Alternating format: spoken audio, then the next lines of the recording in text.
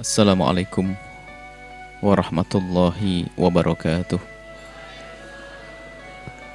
Alhamdulillahi nahmaduhu wa nasta'inuhu wa nastaghfiruh wa na'udzu billahi min syururi anfusina wa min sayyiati a'malina. Man yahdihillahu fala mudilla lahu wa man yudlil fala hadiya lahu. Wa asyhadu an la ilaha illallah wahdahu la syarika lahu wa asyhadu anna sayyidana Muhammadan abduhu wa rasuluh. Allahumma salli wa sallim ala habibina sayyidina Muhammad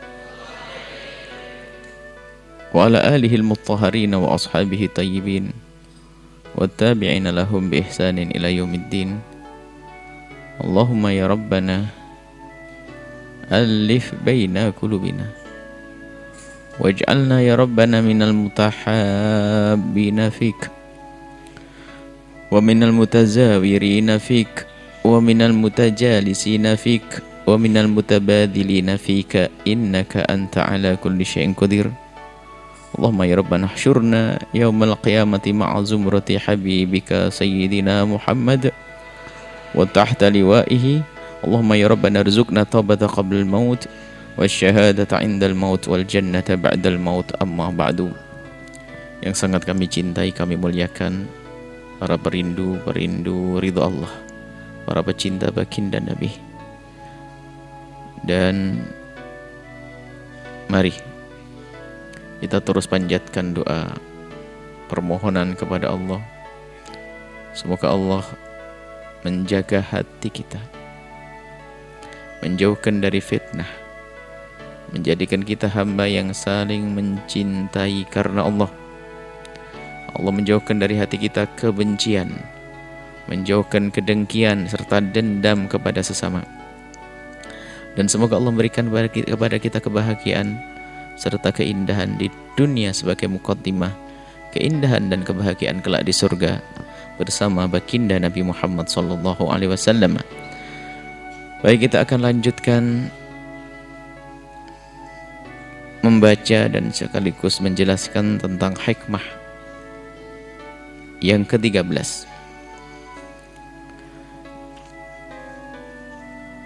Hikmah yang ke-13 begini bunyinya. Silaturahmi jasad. Ini lanjutan daripada silaturahmi pada hikmah yang sebelumnya. Silaturahmi jasad yang tidak dibarengi dengan silaturahmi hati hanya akan tambah merusak hati. Alangkah banyak orang bersilaturahim jasad, dan di saat berpisah justru mendapatkan bahan baru untuk menggunjing, membenci dan mendengkinya, buah dari yang dilihat saat bertemu. Orang mengerti tentang pentingnya silaturahim. Itu penting. Tujuan daripada silaturahim itu apa? Bukan sekedar aktivitas yang dilakukan oleh orang. Misalnya setiap tahun kita di hari raya Idul Fitri, kalau bukan karena corona kemarin, lihat kebiasaan masyarakat Indonesia yang sering disebut dengan arus mudik, sedahsyat itu, seramai itu. Untuk apa mereka? Mereka berhujjah ingin silaturahim, bertemu dengan sanak kerabat dan saudara. Akan tetapi karena ketidakmengertian tentang hakikat silaturahmi itu seperti apa, maka apapun yang mereka lakukan daripada mudik dengan biaya yang besar, capek dan seterusnya, tidak membuahkan hasil. Setelah sampai di rumah pun mereka masih bermusuhan, dan di saat mereka pergi kembali pun meninggalkan kesan yang tidak baik.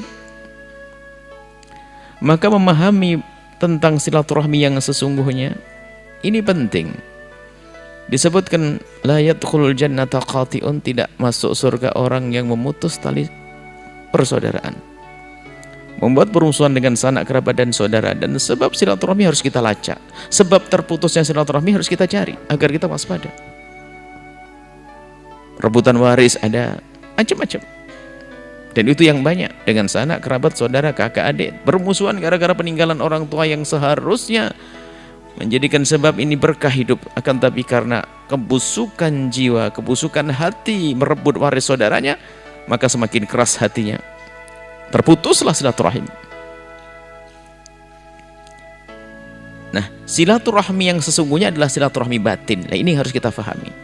Bertemu jasad, hikmah yang lalu sebelumnya, bertemu jasad untuk mempertemukan hati. Jangan sampai rutinitas dohir ini adalah hanya sampai batas rutinitas dohir tanpa dirasakan oleh hati.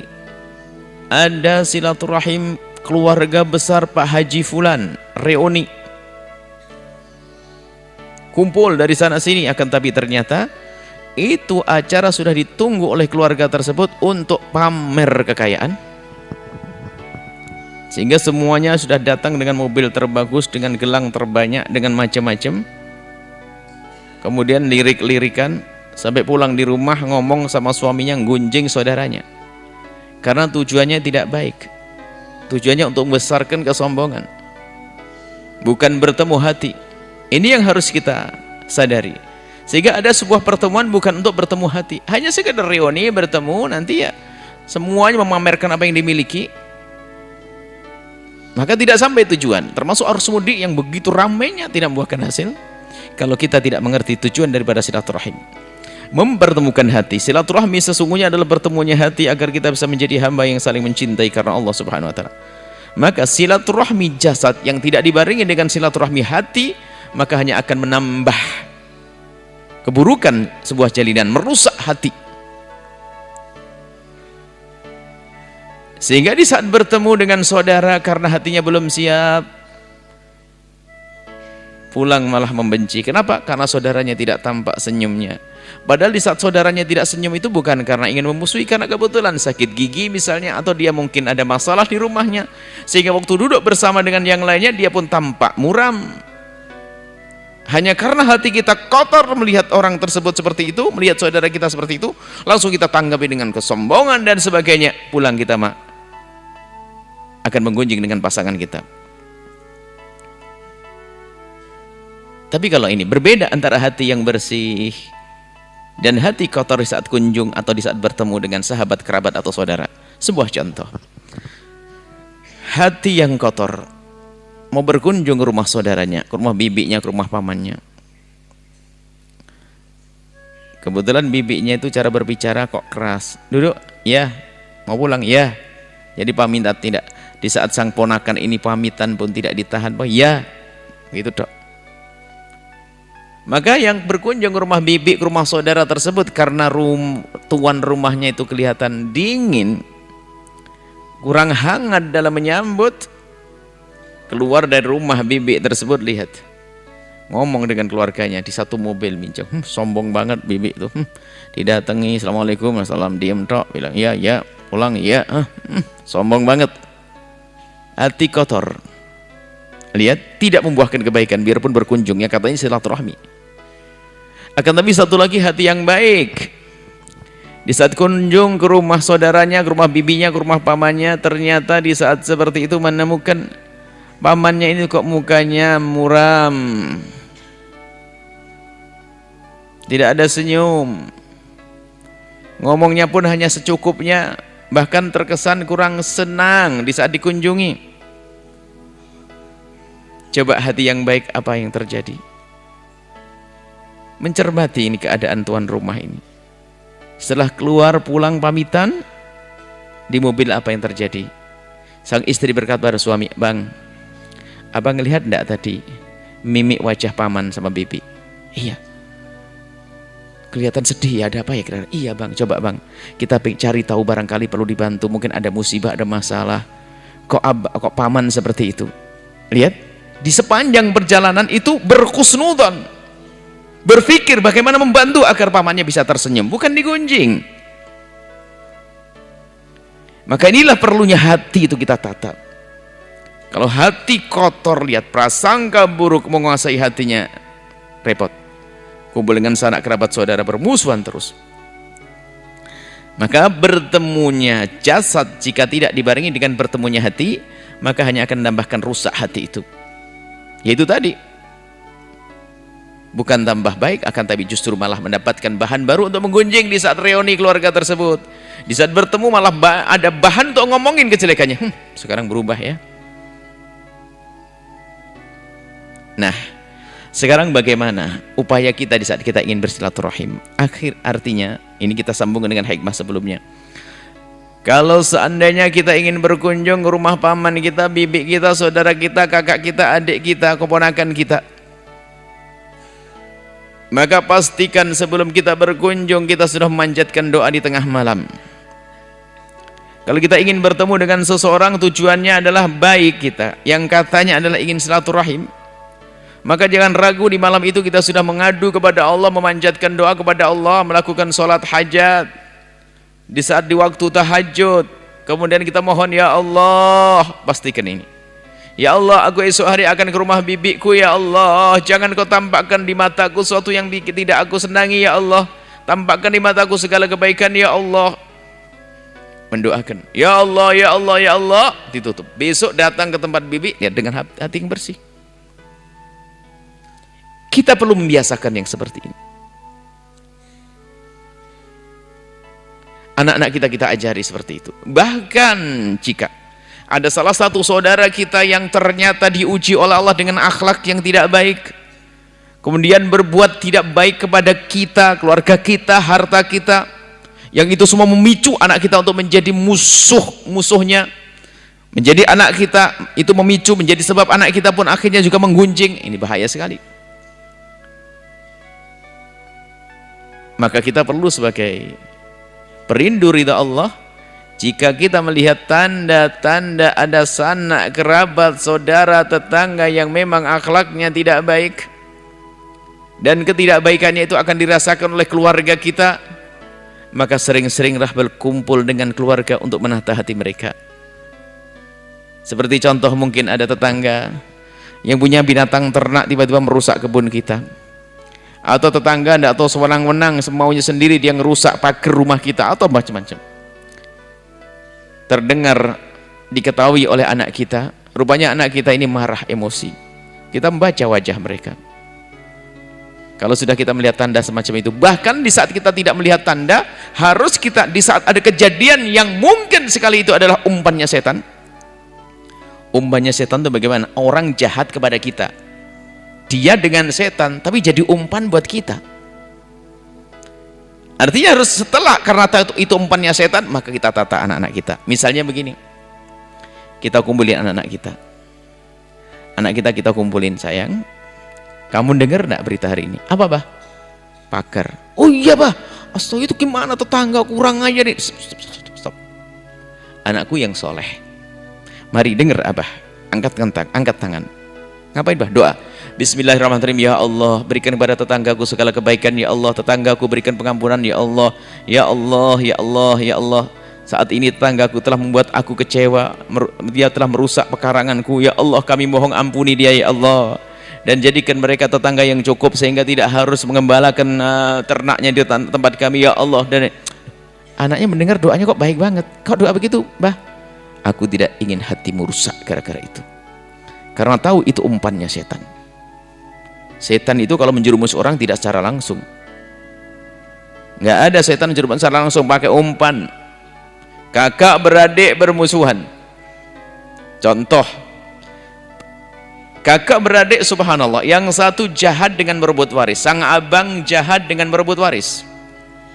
Ahli neraka yang berjalan di atas bumi. Perebut waris adalah ahli neraka yang berjalan di atas bumi, karena orang yang merebut waris telah melakukan 3 dosa besar sekaligus. Satu saja cukup masuk neraka jahanam, apalagi 3. Perebut waris dosanya 3. 1, menyakiti orang tuanya karena dia telah menyakiti anaknya. Yang kedua, mengambil hak saudaranya. Yang ketiga, memutus tali persaudaraan. Sang abang merebut waris adiknya. Allah. Sang adik ini yang direbut warisnya itu kan mestinya jadi ahli sorga, punya pahala banyak, tapi setan nggak mau. Setan nggak mau ada hamba Allah, cucunya anak Adam masuk surga tuh paling nggak seneng, paling nggak demen tuh setan. Maunya ya masuk neraka sama mereka, sudah berjanji. Akhirnya apa? Setan sudah bisa menjerumuskan abangnya masuk neraka dengan merebut waris. Tapi kok adiknya enak-enak mau masuk surga? Oh, nggak bisa, kata setan. Harus masuk neraka. Ngapain? Suruh ngerebut waris? Oh enggak, cara lain. Akhirnya betul. Setan itu karena pekerjaannya profesional. Jadi kalau jerumuskan orang enggak sehari, 10 tahun baru beres tuh. Bersama berjalannya waktu, lihat. Sang abang yang berut waris dengan usahanya. Subhanallah, diuji oleh Allah, usahanya kok lancar.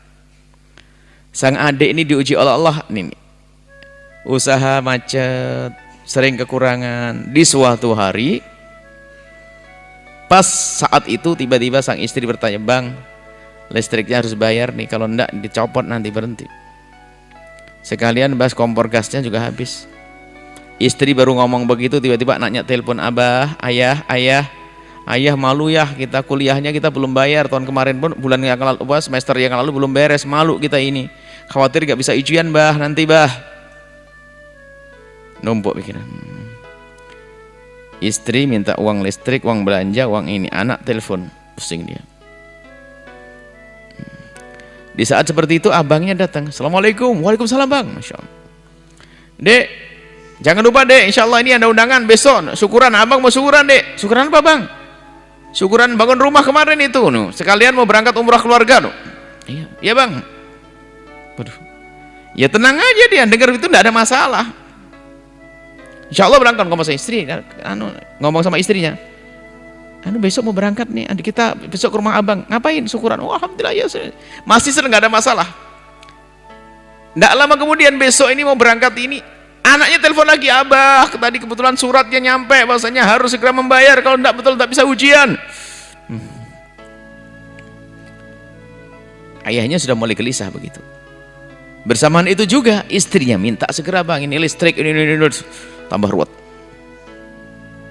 Pergi, akhirnya berangkat. Di hari yang sudah ditentukan berangkat ke rumah abangnya, menghadiri acara syukuran keluarga. Masya Allah, syukuran rumah sekaligus mau berangkat umroh keluarga. Masya Allah, ajib. Rumahnya bagus semuanya. Kebetulan istri abangnya ini Masya Allah pamernya top. Ini yang saya beli di Singapura, nih saya beli di Australia. Dia sudah mulai gelisah ini. Akhirnya setelah itu, ini anaknya 5 berangkat umroh semuanya. Selesai, yang lihat aja adiknya tadi ngelihat abang itu biasa saja. Pulang itu rupanya apa? Istrinya ngomel lagi, bang, jangan sampai gak ada duit, gak enak ini listrik ini. Anaknya telepon juga. Tahu enggak kamu? Apa sih bang? Kita ini tidak akan capek-capek macam ini kalau bukan karena abang. Memang ada bang, ada apa bang? Tahu enggak ceritanya? Abang bisa begitu terlihat berhasil itu karena ada modalnya dari kita. Modal dari abang gimana? Tahu enggak? Bagian saya itu diambil sama ayah. Wah, mulai membuka waris ini. Jatah saya, bagian saya itu keambil sama dia. Maksudnya abang gimana? Waktu saya masih kecil, waktu itu masih kelas umur berapa itu, yang cerita adalah paman. Bagianmu seharusnya ini, akhirnya enggak, karena saya tidak bisa ngomong, sudah diambil sama abang. Oh jadi ada waris ya bang? Oh jadi astagfirullah, jadi abang itu kaya dengan begitu. Oh iya dia tuh. Wah mulai menggunjing dah. Setiap hari ngomongin abangnya. Tak taunya betul, besok mau berangkat mampir lagi, dada. Doain ya nanti kamu titip apa? Apa yang terjadi pada adik ini? Sudah mulai setiap hari menggunjing pamannya. Umroh, rebut waris, umroh, ini harus. Nah, setan tepuk tangan. Abangnya masuk neraka dengan berebut waris, adiknya masuk neraka dengan membenci, ngedengki, ngegunjing. Maka dari itu, pahami, jika ada orang berbuat jahat, zalim kepadamu, itu adalah umpannya iblis. Kalau ternyata engkau menuruti itu semua dengan emosi amarahmu, lalu muncul dendam, kebencian di hatimu, maka umpan iblis kau telan. Maka setelah itu iblis bertepuk tangan, dua-duanya teman gue itu masuk neraka. Kamu masuk neraka dengan ganggu, yang satu masuk neraka dengan membenci. Maka dari itu waspada. Kalau ada orang berbuat zalim pada kita, jangan serta-merta langsung Kita balas dengan kebencian, akan tapi biasakan mendoakan dengan doa yang baik. Inilah hikmah yang kita sampaikan. Biasakan mendoakan orang yang bermasalah dengan kita dengan doa-doa kebaikan. Oh, indahnya hati yang seperti itu. Siapa mereka? Mereka adalah umat Nabi Muhammad. Apalagi mereka saudara kita. Biasakan lisanmu adalah lisan kebaikan, lisan mulia, lisan yang berucap yang baik. Nah, kemudian siapa lagi yang dibawa ke neraka tadi? Bukan adiknya toh, istrinya dibawa ke neraka, anaknya dibawa ke neraka. Semuanya masuk neraka. Maka dari itu tadi, kalau tiba-tiba ada tetangga melakukan kesalahan dengan kita, maka segera kita kumpulkan. Anak-anak kita agar mendoakan tetangga agar tidak muncul dendam dan benci di anak kita. Kita termasuk orang rugi yang mendidik anak kita dengan kebencian dan dendam. Ini perlu tarbiyah semacam ini. Makanya perlu, wahai para keluarga, sering berkumpul dengan anak-anak.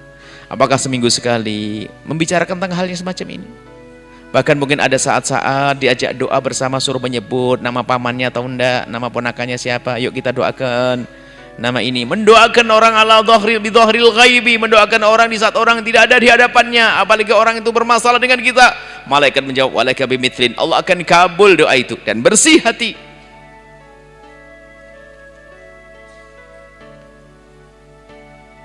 Maka ketahuilah bahwa pertemuan zahir semegah apapun, semewah apapun, nyembelih kerbau 16, reuni besar keluarga Haji Fulan, kalau di Jawa Timur namanya Bani Fulan, akan tapi ternyata tidak ditata hatinya, Masya Allah. Terjadi permusuhan. Suatu ketika kita pernah masuk sebuah keluarga reuni, keluarga besar, rupanya subhanallah ini ya gara-gara kebodohan dalam urusan waris. Waris tidak segera dibagi, sehingga keturunan yang kedua sampai ketiga itu belum dibagi. Jadi kalau bikin rumah begitu saja, akhirnya ribut dan sebagainya. Apa pesannya? Kita nyinggung masalah waris, nggak sengaja kita ngomong membahas masalah waris. Tiba-tiba ada satu ngomong, Buya, kami ini keluarga ini akan baik-baik, tapi kalau sudah ngomong waris, mukanya berubah semuanya. Kalau sudah bicara waris langsung, naudzubillah, hati-hati. So, maka dari itu kami ingatkan, waris itu unik. Waris itu yang gede setannya. Pembagian waris itu sering orang diskusi waris itu adalah terus permusuhan. Alasannya menegakkan syariat, alasan ini ada permusuhan. Hati-hati. Sebetulnya itu kan umpan setan. Maka dari itu jangan sampai di antara kita mau menelan umpannya setan. Kalau sudah orang bisa menahan emosi, melawan dendam, menghilangkan kebencian yang di hati kepada orang yang telah berbuat zalim, berbuat salah kepadanya, maka ketahuilah dengan orang yang berbuat baik tentu lebih mudah. Maka kita ambil pangkat tinggi, orang berbuat jahat kepada kita, kita harus doakan dengan doa kebaikan. Jangan keluar dari mulut kita kalimat yang jelek. Pun dia adalah umat Nabi Muhammad. Kita doakan, tidak perlu kita doakan. Ini akan terjadi, mungkin kita punya toko, tetangga kita punya toko, tokonya lebih gede, kita doakan, ya Allah, toko tetanggaku ini makmur sekali, ya Allah, banyak sekali rezekinya, kami mohon jaga, ya Allah, tambah rezekinya, Allah, jadikan itu orang ahli surga, ya Allah, jadikan dia senang berderma, jangan sampai dia tidak melakukan zakat. Kita doakan dengan doa yang baik, malaikat menjawab, walaika bimithlin, toko kita lancar. Nah, sudah tokonya kecil, tetangganya kaya, ngedengki, doain jelek, Masya Allah, hatinya sakit, tetap tambah nyungsep, tambah melaratnya. Hatinya tetap sempit, tambah sempit karena tetangganya semakin gede, rugi dia. Sudah melaratnya tetap, kemudian sakit hatinya semakin parah. Dikatakan kedengkian itu adalah bara atau yang di dalam, seperti bara api di dalam sekam. Yang namanya dengki, benci di dalam hati itu seperti api yang ditutup. Setiap saat dia akan berkobar. Ngelihat tetangganya bangun rumah berkobar, ngelihat tetangganya anaknya sukses berkobar. Terus ngelihat tetangganya usahanya jalan berkobar. Terus itulah nasibnya orang punya hati kotor. Kita pangkas dengan hikmah ini. Bertemunya hati, saling mencintai, ditandai dengan saling berdoa seperti yang telah disampaikan atau telah kami sampaikan pada pertemuan yang lalu. Mari kita jaga hati kita. Jangan bertemu jasad kecuali untuk bertemunya hati. Niat yang benar, tujuan yang benar, cara yang benar untuk menghadirkan acara pertemuan zahir, tapi kita harus tahu tujuan kita adalah bertemunya batin. Dan ketahuilah, jika orang hatinya sudah bertemu, alangkah indahnya, hiburannya banyak, ngelihat dia kita saling mencintai. Lihat, hiburannya banyak, kebahagiaannya banyak, tetangganya sukses senang, tetangganya beli mobil senang. Lihat hatinya orang yang polos di kampung, hati bersih, tetangganya beli mobil, Masya Allah, mobilnya lewat reng, katanya apa, bau bensinnya wangi, baunya senang. Sama anak-anak kecil yang hatinya polos, bekas bannya diinjak, wah asik lari, wah senengnya anak kecil. Tapi si hati kotor, hati dengki, lihat tetangganya beli mobil merah, katanya norak mobil merah, pintunya kebuka wangi, bikin pusing. Nasib buruk tuh orang hati kotor, capek. Itu di kalangan urusan dunia. Di kalangan ahli ilmu, ustadz pendengki capek, nggak akan sukses dia. Lihat ustadz sebelah sukses, pondoknya tambah gede, santrinya banyak, alim-alim, sama santrinya benci. Sama ayamnya tuh, ayam pondok sebelah ya, ayam. Allah, nasib buruk orang punya hati kotor. Maka bertemu hati itu penting. Maka dari itu mari kita biasakan mendoakan, jangan keluar dari lisan kita doa yang jelek. Kalau orang berbuat zalim pada kita, itu umat Nabi Muhammad, ya Allah berikan kesadaran, ampuni dia, angkat derajatnya, seperti itu insyaallah. Allahumma sholli ala sayyidina Muhammad wa ala sayyidina Muhammad. Arhamna wa la tu'adzibna, surna wa la tahdhulna, wa afina wa la tumridna, wa akrimna wa la tuhinna, wa athirna wa la tuthir alaina innaka ala kulli syai'in. Allahumma ya Allah, jadikan kami hamba yang saling mencintai karenamu ya Allah. Jauhkan kami dari fitnah, kebencian, kedengkian serta dendam ya Allah. Ya Allah, jika ada orang berbuat salah kepada kami, ya Allah, kami mohon jadikan kami mudah melupakannya ya Allah. Kami tidak ingin mengingatnya ya Allah, dan ampuni dia ya Allah. Jika kami berbuat salah kepada hamba-Mu ya Allah, kami mohon ampuni kami ya Allah.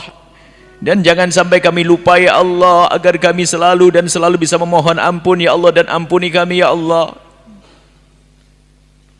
Jika ada orang berbuat zalim, berbuat aniaya, menyakiti kami, kami mohon ya Allah, ampuni dia ya Allah. Jangan hukum dia ya Allah, karena dia umat kekasih-Mu Nabi Muhammad. Kami tidak rela ada umat kekasih-Mu Nabi Muhammad yang masuk neraka karena kami ya Allah. Kami ingin punya hati bersih ya Allah. Kami ingin bersama rombongan orang-orang yang Kau giring ke surga dengan salamatus sudur, dengan hati yang bersih ya Allah, qalbun salim ya Allah. Ya Allah, kami ingin hati kami bersih ya Allah. Hilangkan dengki, dendam, benci dari hati kami ya Allah.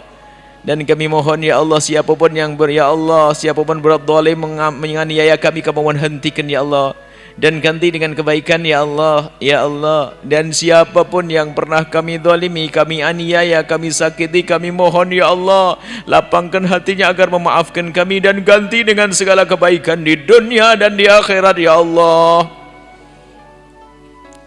Ya Allah, jika ada di antara kami yang berbuat waris, kami mohon ya Allah, lembutkan hati mereka ya Allah. Jangan biarkan mereka terus dengan permusuhan yang menghantarkan kepada neraka-Mu ya Allah. Dan kami mohon ya Allah, ampuni orang tua kami dan guru-guru kami, berikan kasih sayang-Mu kepada mereka, anak-anak kami, keluarga kami ya Allah. Ya Allah, wujudkan keindahan ya Allah, jaga mereka semua ya Allah. Ampuni kami dan mereka, wujudkan keindahan dalam rumah tangga kami ya Allah, ya Allah, ya Allah. Dan kami mohon ya Allah, panjangkan umur kami dalam ketaatan serta sehat walafiat, dan berikan kepada kami semua husnul khotimah, mati dalam keadaan iman. Dan kami mohon ya Allah, jadikan ucapan kami di akhir hayat kami kelak, saat Engkau hendak mencabut nyawa kami. Kami ingin saat itu ya Allah, hati dan lidah kami mampu mengucapkan kalimat agung dan mulia, la ilaha illallah Muhammadur Rasulullah, la ilaha illallah Muhammadur Rasulullah, la ilaha illallah Muhammadur Rasulullah sallallahu alaihi wasallam. Rabbana atina fid dunya hasanah wa fil akhirati hasanah wa qina adzabannar. Wa sallallahu ala sayyidina Muhammadin wa ala alihi wasallam. Alhamdulillahirabbil alamin. Al-Fatihah.